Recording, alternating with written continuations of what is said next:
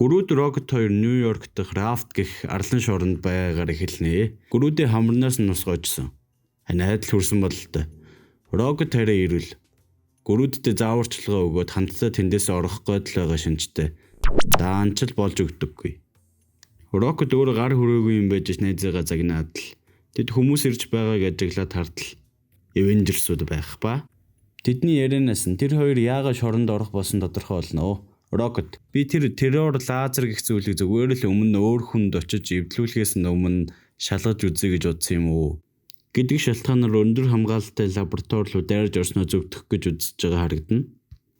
Тэгсэн генерал Росс тэдэнд террор бол биш ээ. Энэ зүгээр л газар тариалан зориулсан лазер гэдгийг нь хэлээд манай хүнчтэнд байдал ороод Халк-ын Рокетыг баахан сансрын өмхий хөрөнгөд дуу алдан шоосоор Брюс Баннер болоо хувирж байгаа харагдана.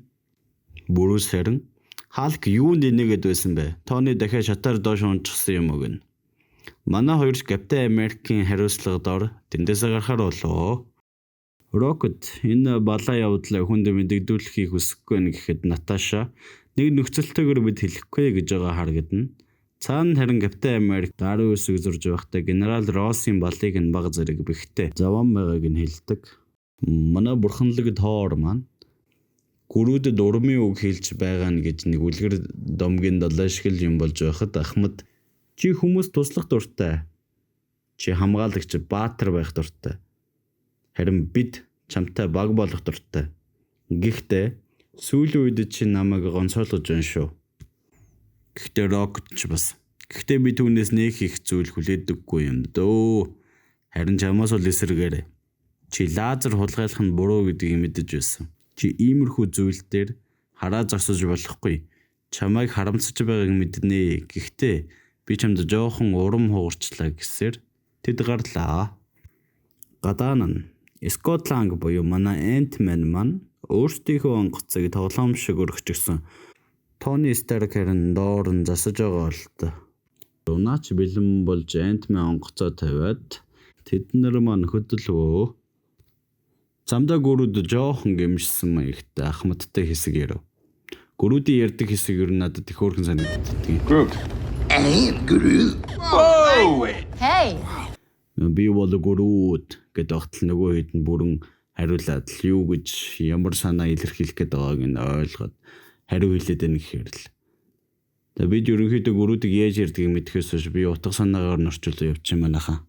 За үргэлжлүүлээ. Гүрүүд ч ахмадаас уушлахгүй жалдаагаа задруулах гэж байгаад бүрд орлуулад нүүрлүү найтагаад орхивоо.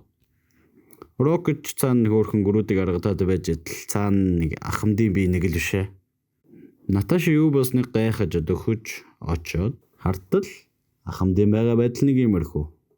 За ингээд анхны Avengers маань бас л анхны зомби болж бөөм бодлооныг эхлүүлхэн дээрээ. Манай хүнжтэй юу юмдаа мандалагч байдаг шүү. Наташа ихэнд хазуулж дараа нь Тони хазуулав.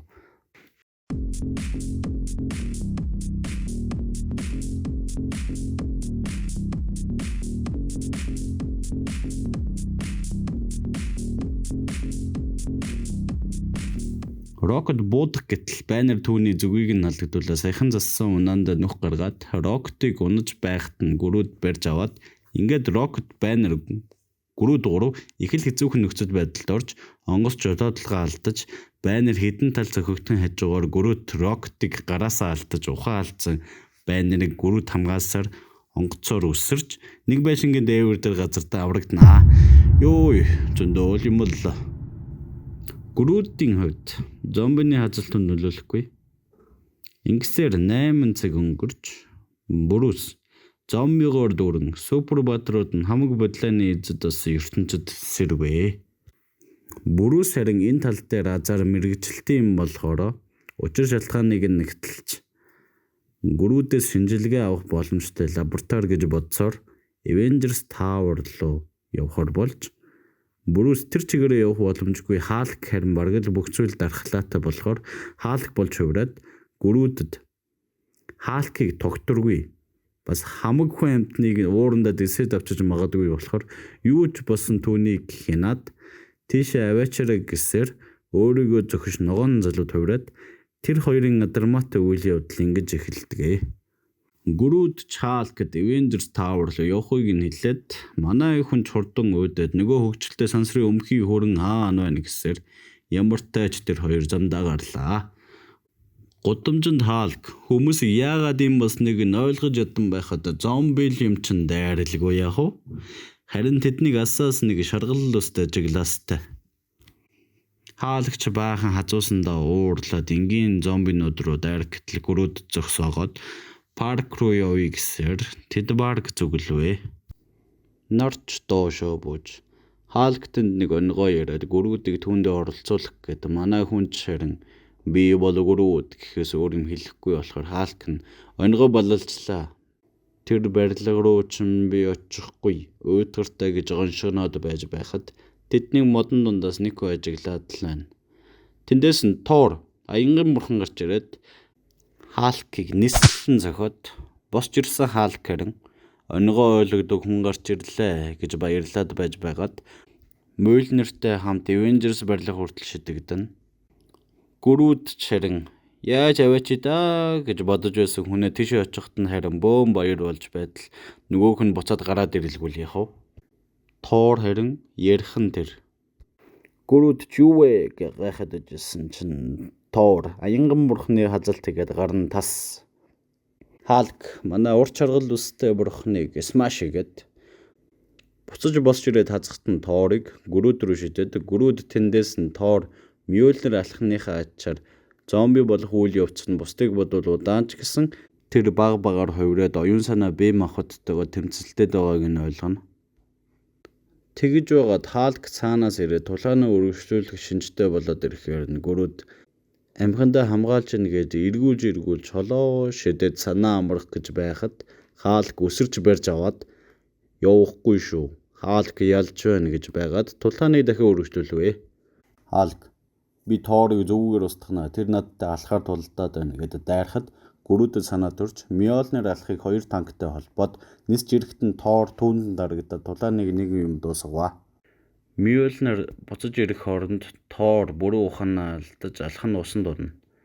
Одоо Тор ухаангүй болсон юм чинь алхаа удирдах боломжгүй гэсэн үг л дээ. Халк цаанаас нь өвчвөө зүгээр би дуусгачнаа гэхэд гүрүүд түүнийг зогсоох арга мухардаад боогоод унтуулва. Бүрүүс чи яг л жоох өгчгөл унтна. Та нар ийшээ битээ хараа гэдэг ахад чинь жоохон намирсан маягтай зурсан байлээ. За тэр жоох. Модон залуу маань найзгаа үүрсээр цаашаа явж байгаад нэгэн метроны буудлаас тусламжийн жимээ сонсоод баатрын дуудлагаараа өөрийн ажлыг төр орхин доошоо бууна. Тэр чимээгээ даган буудлын дээр ирээд хартал нэг тоглоом байх ба энэ наниргүй гівдэж холоос гэрэл улам ойртон ирж байгааг өгөж ирэхэд нь харвас зомби дөрөн шатаж буй метро хурдтай ирж байгаа харагдана. Гүрүү тэрэн дээшээ зүгдэд санамсаргүйгээр нэг баг нь хуурахад бүрөөс доошоо унж зомбинууд түүнийг хазахаас өмнө ямар тач Халкийг гаргаж ирж амжина. Гарч ирсэн ногоон залуу маань гүрүүдэд их л уурт араас нь хөөгөөд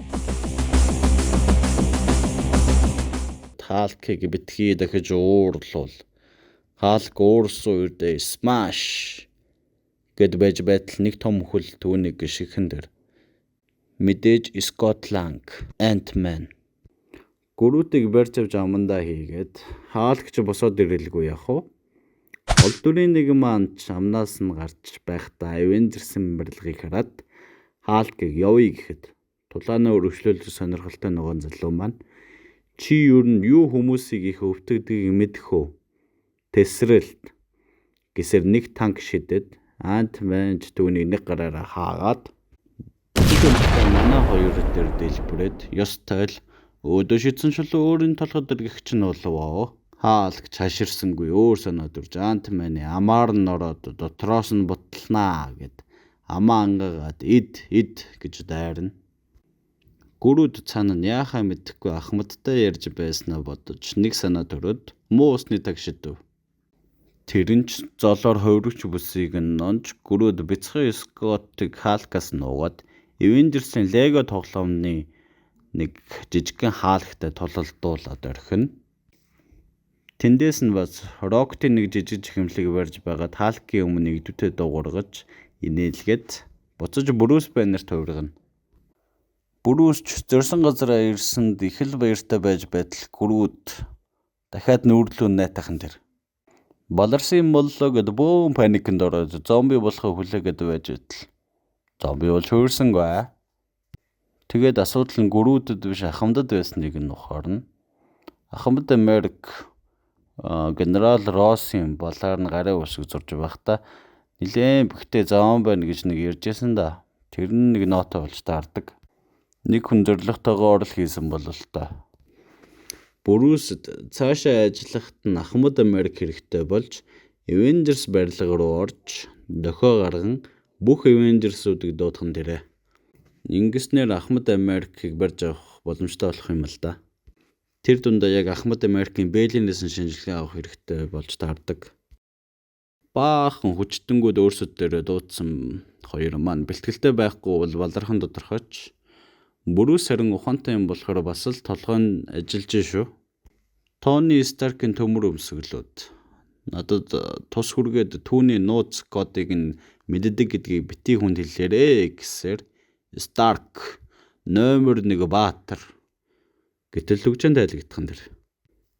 Тэр хоёрч бэлэн болж хэсэг хугацааны дараа барилгын давир дээр Халкбастертай Баннер, Грут, Iron Man-ийн өмсгөлүүдийн эсрэг зомби Avengers-ууд гэсэн тулаан эхлэхэн дээрээ.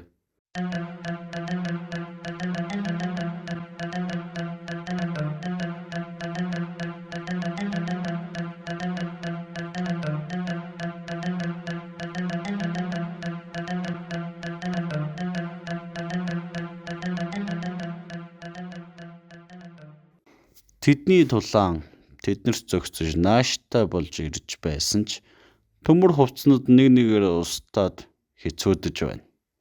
Капитан Марвел хүртэл зомби болжээ. Тэр хоёрч яарахыг ирэхээр зогтоод өндөр хамгаалалттай лаборатори руу гүйж антибиотик олох ажилдаа яарвчлаа орлоо. Бүх юм бүтэлтэй болох замдаа байтал агааржуулагч Рокет гарч ирээд Грут баярлтал даанч бас л зомби болсон. Брюсийг хазаж одоо хаалгач хүртэл зомби болоод өөдөөс нь өсөрч хаалга өвдөд хөөрхи манай модон залуу ганцаар болох нь дээрээ. Найдлага тасархын алдад Мөлнер алхахын нөлөөг санаж барилгын гал унтраах системээр ус асууруулад нэмэлтээр тогон зохиулж тэрнийх нь нөлөөгөөр Avengers-ууд хэвийн байдалд орно. Төгсгөлд нь манай бүхний баатар маань Брюст баахан магтуулж ахмадаа цаашаа түртэж бахархалтайгаар зогсно. Одоо харин бусад хүмүүсийг хэвэн болгох цаг ирж мутантуудаас тусламж хэрэгтэй гэнэ. Харин X хүмүүс маань өөрсдөө жоох асуудалтай байгаа л та. За ингээд энэ хүртэл хамт байсанд баярлалаа. Таалагдсан бол манайхан яхаа мэдж байгаа биз? Дараа дахин уулзъя.